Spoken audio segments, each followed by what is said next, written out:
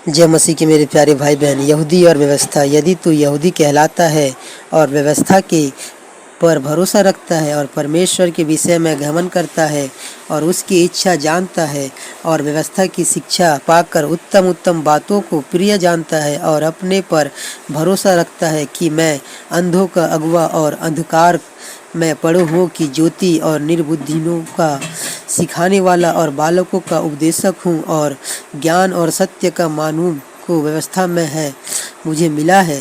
तथा क्या तू जो दूसरों को सिखाता है अपने आप को नहीं सिखाता? क्या तू जो चोरी न करने का उद्देश्य देता है अब ही चोरी करता है? तू जो कहता है व्यभिचार ना करना, क्या अब ही व्यभिचार करता है? तू जो मूर्तों से घृणा करता है क्या अब ही मंदिरों में लूटता है? तू जो व्यवस्था के विषय में घमंड करता है क्या व्यवस्था ना मानकर परमेश्वर का अनादर करता है?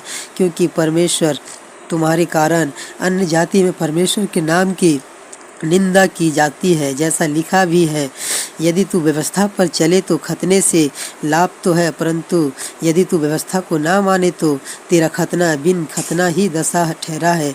इसलिए यदि खतना रहित मनुष्य व्यवस्था की विधियों को माना करे तो क्या उसकी बिना खतना की दशा खतने के बराबर ना गिनी जाएगी? और जो मनुष्य संसारिक रूप से बिना खतना रहा, यदि वह व्यवस्था को पूरा करे तो क्या तुझे उससे लेख पाने और खतना किए जाने पर भी व्यवस्था को ना मानना नहीं करता है दोषी ना ठहराएगा? क्योंकि यहूदी वह नहीं जो प्रगट में यहूदी है और वह ना खतना है जो प्रगट में है और देह में है, पर यहूदी वही है जो मन में है और खतना वही है जो हृदय का और आत्मा में है। ना कि लेख का ऐसे की प्रशंसा मनुष्य की ओर से नहीं परंतु परमेश्वर की ओर से होती है। अर्थात यहूदी की क्या बड़ाई, क्या खतने का क्या लाभ? हर प्रकार से बहुत कुछ। पहले तो यह कि परमेश्वर के वचन सौंपे गए, यदि कुछ विश्वासघाती निकले तो भी क्या हुआ? क्या उसके विश्वासघाती होने से परमेश्वर की सच्चाई वैध ठहरेगी? कदापि नहीं, वरन परमेश्वर सच्चा है, हर एक मनुष्य झूठा ठहरे, जैसा लिखा है, जिससे तू अपनी बातों में धर्मी ठहरे और न्याय करते समय तू जय पाए।